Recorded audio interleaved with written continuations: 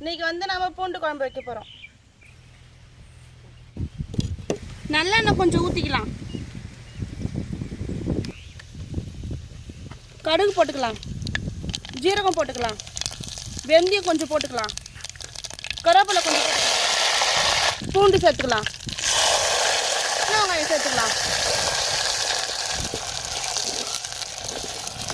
காஞ்ச மிளகாய் 2 காம்போட சேர்த்துக்கலாம், தக்காளி போட்டு ஆட்டிக்கலாம்.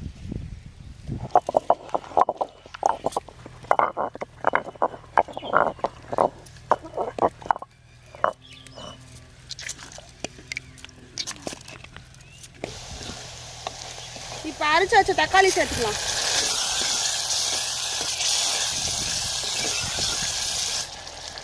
உப்பு சேர்த்துக்கலாம், மஞ்சள் சேர்த்துக்கலாம், மிளகாத்தூள் போட்டுக்கலாம்,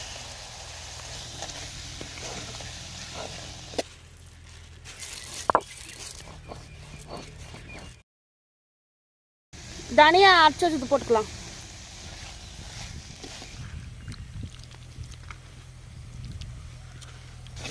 புளி சேர்த்துக்கலாம்,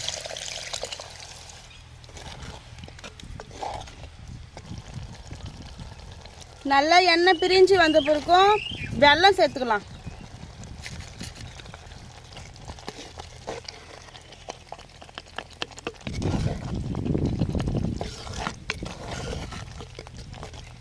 வெந்தயம் கடுகும் போட்டு லைட்டாக வறுத்துக்கலாம்.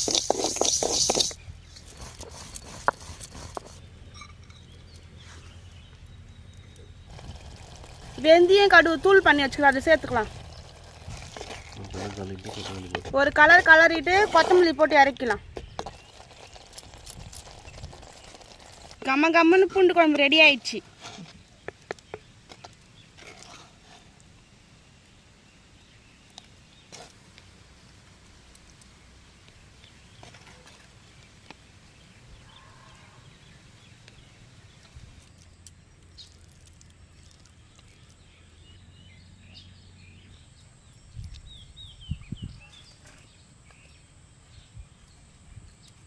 பூண்டு குழம்பு நல்லா இருக்குது. இதேமாரி செஞ்சு சாப்பிட்டா ஒரு வாரம் கூட கெடவே கெடாது.